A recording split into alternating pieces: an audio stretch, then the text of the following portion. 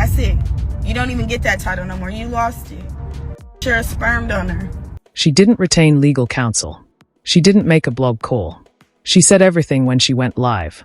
The baby mama of NBA YoungBoy went live and made unavoidable remarks. She gave names. She provided proof. Millions of individuals are now posing the same query.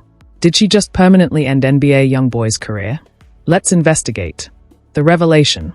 The mother of NBA YoungBoy's son Kale, Kolola, went public on social media on March 2nd, 2026, sharing all she had been holding onto for years. She pulled up a webcam, stared straight into it, and went completely insane. No PR team, no lawyer, no carefully crafted statement sent through a representative. Millions of people had seen every moment of it by the time she finished. Because she was talking about more than simply her circumstances. It concerned a tendency that many people had already reached their peak. It had to do with a marriage that many had previously been eyeing. And it was about a young child whose mother was not going to overlook a mark on his hand when he returned from a visit. She blasted the woman for everything. Shorty and NBA YoungBoy's spouse, Jacine Michelle, did not attend the game. You must grasp the whole picture before we delve into Akola's actual words and the reasons behind their impact. Because you won't understand the purpose of this code if you don't know who these people are and what their background is. So let's start from scratch and construct it. Born Kentrell Deshawn Galden in Baton Rouge, Louisiana, on October 20th, 1999, NBA YoungBoy is not your typical performer. We are not discussing someone who may cool off next year but is hot right now. We are discussing a recognized, proven, record-breaking talent in the rap industry who has been acting foolishly since he was a youngster. As of early 2026, he has the most Billboard 200 chart entries of any rapper in history with 34 albums, shattering a long-standing record in just 8 years of releasing projects. With more than 126 gold or higher certifications as a lead artist, he is the most RIAA-certified rapper in history. He was named the finest rapper alive for 2025 by Complex, which featured him on the cover.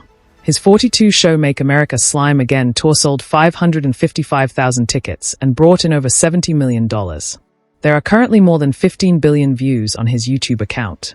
He was the most watched musician on that site for a while. Forget about it. This man is not an anomaly. He is a franchise.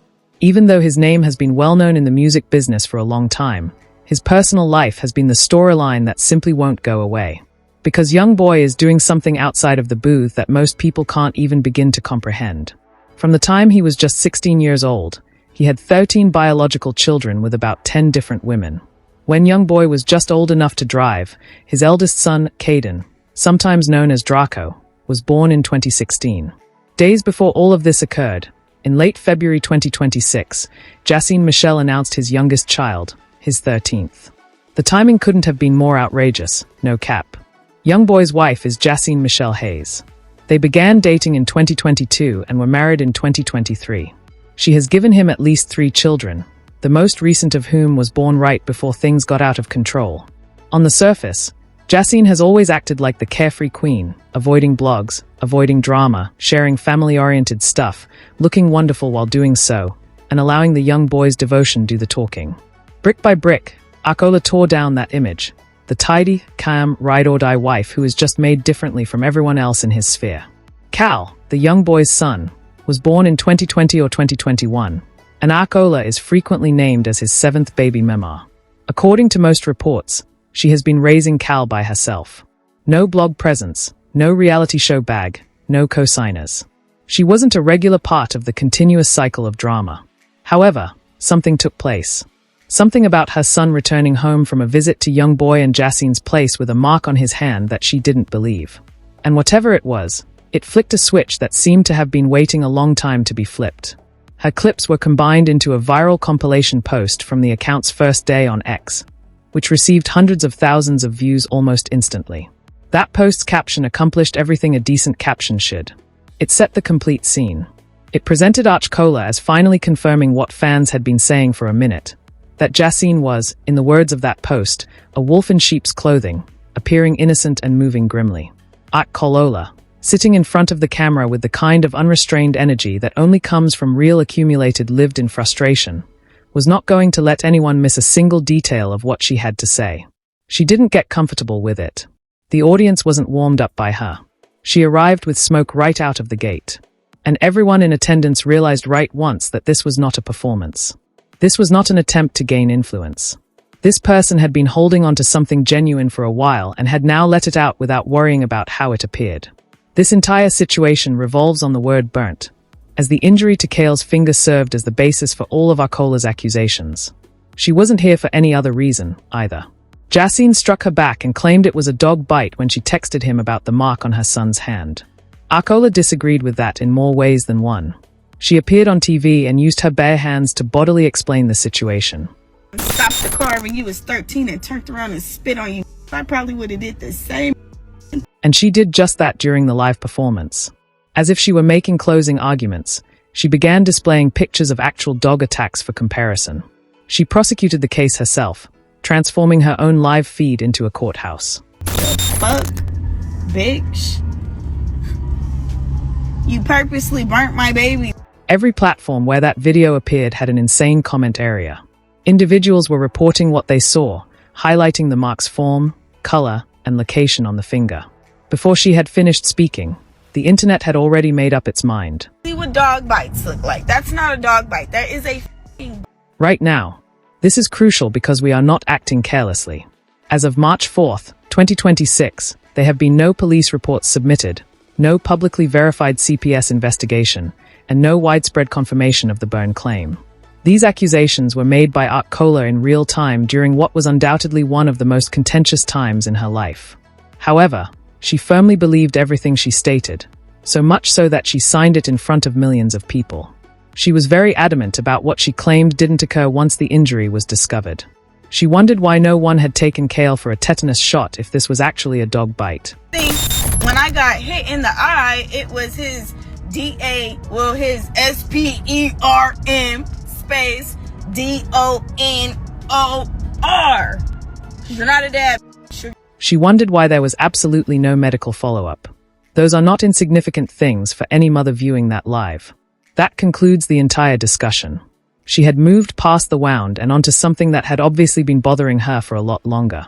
The claim that YoungBoy had never truly and consistently been Kale's father in any significant sense. That the Graham was the target of the pickups. That the visits were satisfied. That she was responsible for everything on a daily basis. Sick. You don't even get that title no more. You lost it. You're a sperm donor. She subsequently focused on Jacine. At this point, the story of the wolf in sheep's clothing transformed from fan rumors to something that all viewers perceived as verifiable truth. Think she's superior sitting in a house getting cheated. She was pursuing the persona. The immaculate, well-kept image of the woman who was just too high up to be affected by the chaos around her. On camera, Arcola forcefully declared that the persona was a fabrication and that the woman behind it was fully aware of what she was creating and why. Got some nerve to lie to me about my kid. That's why them be your husband down. By the time she reached this stage, the live stream had transcended its initial co-parenting dispute. It had turned into a full-fledged referendum on Jacine's entire identity, as well as whether YoungBoy had truly created the home stability he had been publicly relying on or had only been promoting it. And didn't do. He's innocent. She still asks about your dirty. And that's what caused the entire situation to turn out differently than typical celebrity drama. Underneath all of that heat and unadulterated rage. Because a youngster who continues to inquire about his father and express his continued longing for him is not a topic of conversation. He still say he miss you.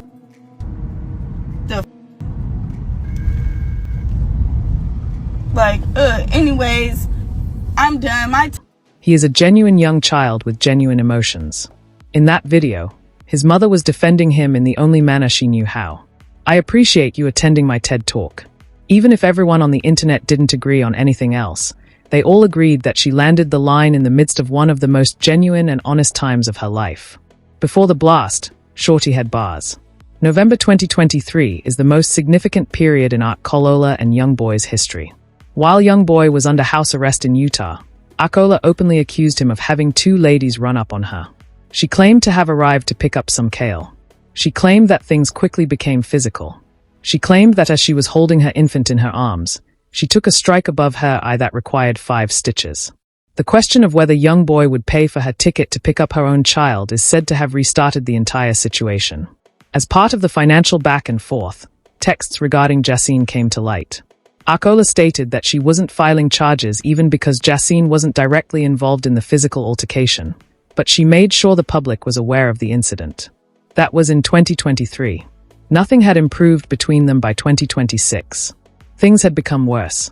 Therefore, nobody in the comments should have been shocked when Arcola revealed on that March 2026 live that she was taking YoungBoy to court for child support, with a court date set for June 26, 2026 at 8 a.m.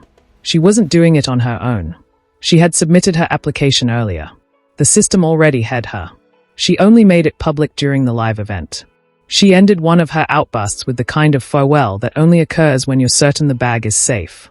I'll see you at 8 a.m. on June 26th. I appreciate you attending my TED Talk. That is not a danger. It's an invitation to a calendar. Her charges regarding the young boy's upbringing extended beyond the damage. He was referred to as a deadbeat by her. Claimed that when it comes to changing diapers, providing regular care, or putting real money on the table in a sustained manner, he doesn't show up.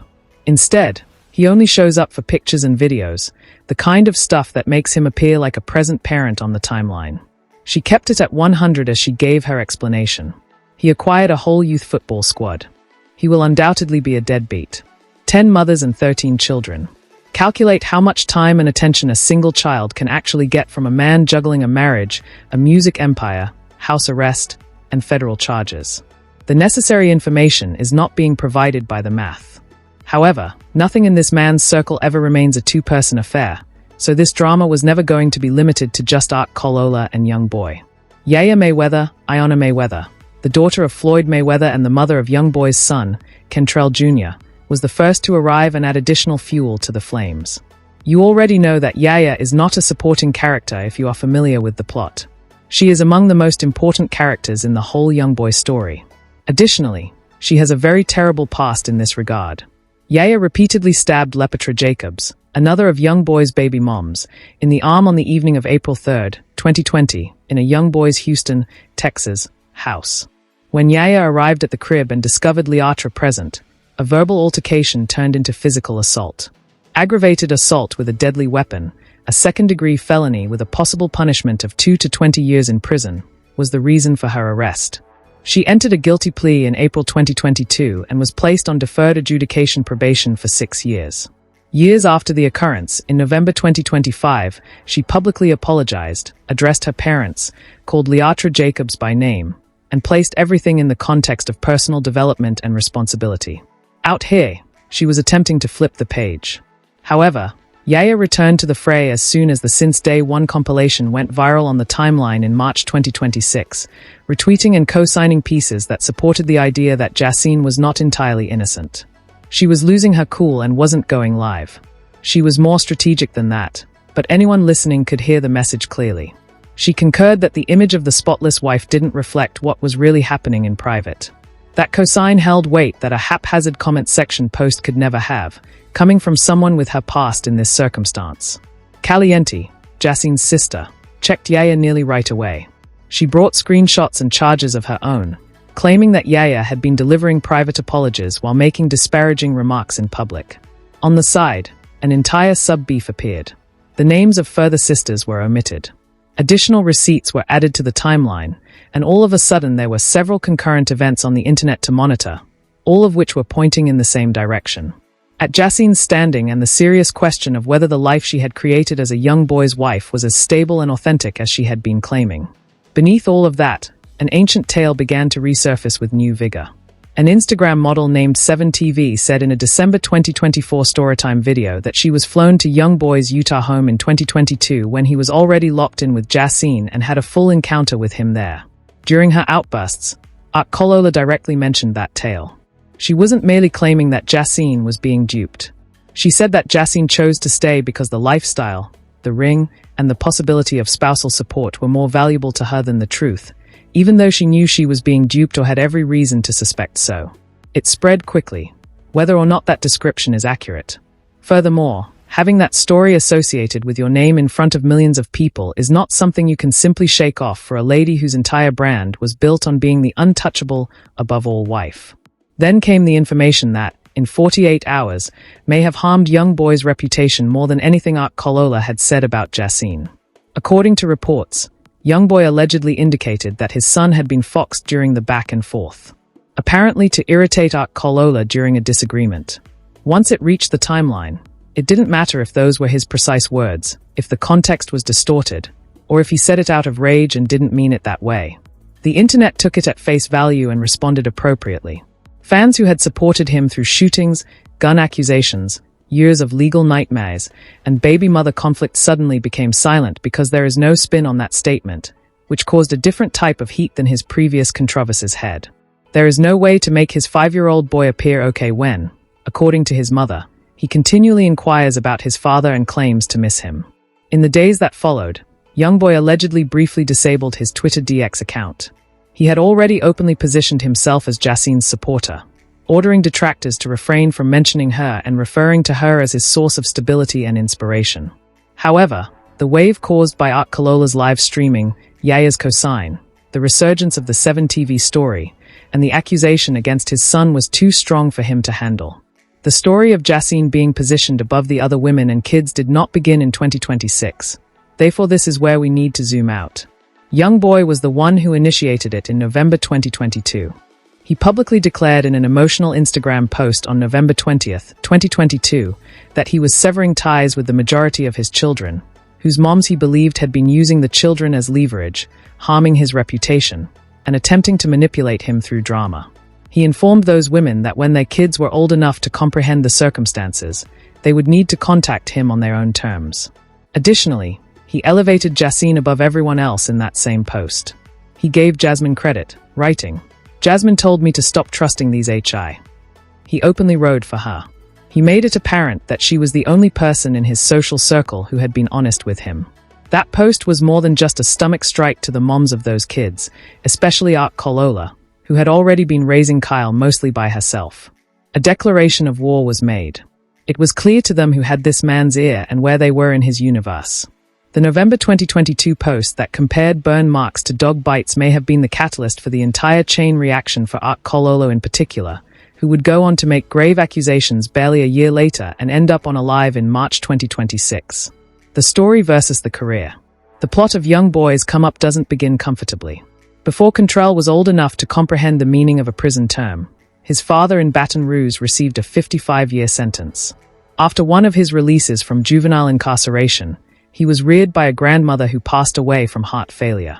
In his own words, he refers to this one person as his comfort, his protection, his everything.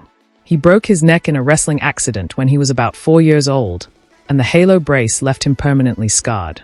Since he truly had no access to anything better, he began rapping at the age of 14 using a cheap Walmart microphone. After a drive-by shooting at the age of 16, he was imprisoned for attempted first-degree murder.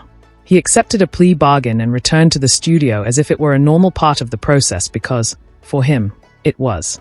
He reportedly secured a $2 million contract with Atlantic Records by August 2017.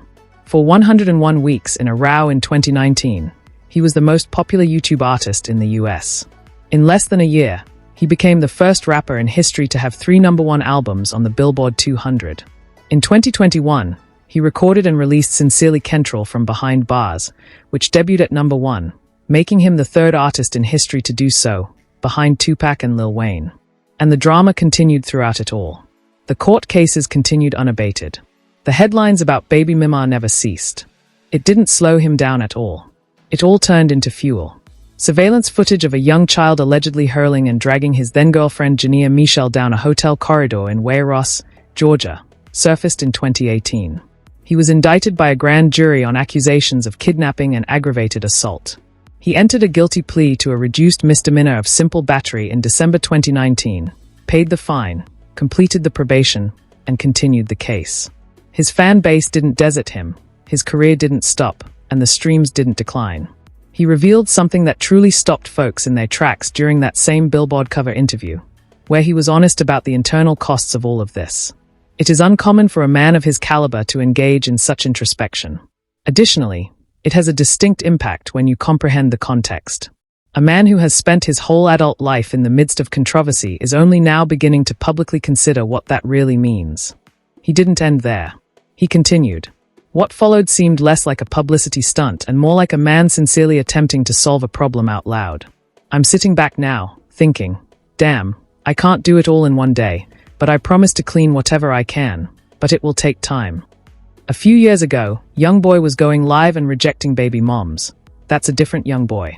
Whether you accept that at face value or not, it's important because it provides insight into where his head should be at the moment. After being placed under house arrest, he received a presidential pardon from Donald Trump in May 2025 over his gun charges. And the freedom that followed was instantaneous and explosive as this new wave of drama crashed into everything he had just constructed. It was a monster, the Make America Slime Again tour. 42 US gigs, a $70 million total, $555,000 in tickets, and an enthusiasm in those arenas demonstrated that his fan base had not diminished throughout the years of prohibition. January 2026 saw the release of Slime Cry, which opened at number 6 on the Billboard 200.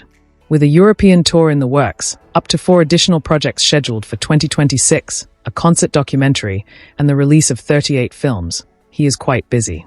This man appears to be inside his sealed suitcase on paper. What role does Arcola's live stream play in all of this, then? When compared to the reality of this profession, where do the Byrne allegation, the child support lawsuit, the Yaya cosign, and the Jaslyn implosion truly fall? To be honest, it doesn't have a significant commercial impact in the short run. The people who have been partying with YoungBoy since the Baton Rouge tape era, the 4KT and the Day Ones, do not function like a mainstream pop fan base. Before deciding whether to stream the new album, they are not consulting rumor blogs. They have never left despite witnessing this man endure killings, indictments, house arrest, baby mother conflicts, and a federal gun case. They have never been disqualified by the drama. If anything, it has always contributed to the impact of his songs. Because the agony is real, he raps about it. No amount of upheaval caused by co-parenting will alter their bond. They know it, they feel it. His career has already withstood an accusation for kidnapping. After years of documented baby mother dispute, repeated house arrest violations, federal guns accusations, and a hotel attack captured on camera, the group emerged with more records broken, more albums charted, and greater cultural significance than when it began. Between 2021 and 2025, he reportedly released more than 300 songs while under house arrest. From a jail cell, he made his #1 debut. From a Utah house with limited mobility, he shattered the all-time Billboard 200 rapper record. This story's fragility has nothing to do with the music. It has never been. However, there is a version of this narrative where the damage is very real, even if it doesn't appear on a streaming chart. This is where you need to calm down and give it some serious thought. Because the accusation of child damage, even if it is entirely unproven, draws attention to YoungBoy in a way that is distinct from everything that came before it. Every previous controversy concerned his personal decisions, deeds, legal circumstances, and conduct. What Arcola's is putting on the table concerns a 5-year-old child who has no say in all of this, who returned home from a visit with a mark on his hand that his mother did not recognize, and whose father allegedly got into a fight with him about the whole thing. That is an accusation of a different type. It attracts a different kind of examination, one that comes from people posing more challenging and serious queries rather than from blogs. Concerns about what it means to be accountable when you have 13 children. Concerns about whether the story of the troubled genius who keeps things genuine, which has always served as YoungBoy's shield, is beginning to reach a limit. Although the term deadbeat dad has previously been used to describe him, it has never been used in conjunction with a verified court date and an injury claim. The child support case is proceeding. The 26th of June, 2026, 8 a.m. That is no longer a threat made during a live broadcast. In a courthouse calendar, there is a date. Additionally, coverage of court dates differs from that of Twitter feuds. Slower, more formal, more difficult to spin, and much more difficult to erase. In the end, this entire event highlights a fact about YoungBoy that has always existed but is rarely expressed clearly. His career has never been the weak point in his narrative. Regardless of what was going on around it, the career has been the one thing that has consistently produced, charted, and continued. He released more than 300 songs while under house confinement. From prison, he rose to the top. Wearing an ankle monitor, he set all-time records. The music has been locked in. The bag is fastened. The legacy has already been penned. The family narrative is unlocked and has always been the exposed nerve in his public persona. The narrative he shares about his experiences as a spouse, parent, and guy who has managed to find stability in the midst of chaos. The cornerstone of that story was Jessine. The calm wife, the one who supported him when everyone else was acting foolishly. The evidence that a genuine house was being constructed underneath all the smoke. Not only did Arcola's live webcast refute that story, it was referred to as staged. It stated that the stability is not a reality but rather a brand deal. It said that as one lady gathers the ring and the lifestyle, the children from other partnerships are being abandoned. The harm to the story and narrative has already been done. Whether or not any of that holds up in court is a different matter. Millions of people who watched that live will have a very different perspective on June 26th. Was his career ruined by Arcola? No, not even within that zip code. However, did she crack something that was already under duress and make it publicly visible on the internet? Without a doubt. Furthermore, cracks don't usually last long in a case this complex, with so many parties engaged and a court date already set. Admire this video. Select these cards to